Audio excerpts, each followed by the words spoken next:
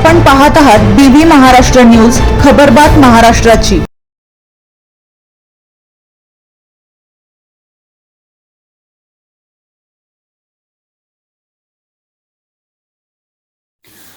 Ertiga car व दुचाकीच्या भीषण अपघातात दहिवड येथे 2 ठार, सर्वत्र हळहळ।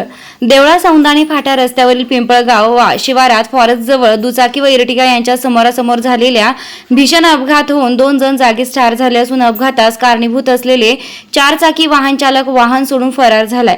याबाबत सविस्तर वृत्त असं की शुक्रवार 7 ऑगस्ट 2026 रोजी सायंकाळी 5 वाजेच्या सुमारास पिंपळगाव शिवारातील देवळा मालेगाव रोडवर देवीदास पांडुरंग ठाकरे वय 26 व कैलास उर्फ तात्या पुंडलिक देवरे वय 55 दोन्ही राहणार धोबी घाट दहिवड तालुका देवळा हे मोटरसायकल क्रमांक MH41 BS 3152 वर दहिवड करून देवळाकडे जात असताना देवळाकडून मालेगावकडे जात असलेल्या इर्टिगा कार क्रमांक MH04 HU 1289 यांच्या समोरासमोर धडक होऊन भीषण अपघात झाला। या अपघातात मोटरसायकलवरील दोघे जागेवरच ठार झाले तर अपघातास कारणीभूत चालक इर्टिगा गाडी घटनास्थळावर सोडून चालक फरार झाला।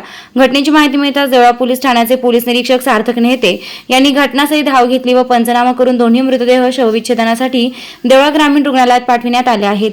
बीबी न्यूज महाराष्ट्रासाठी कार्यकारी संपादक मनोज वैद्य।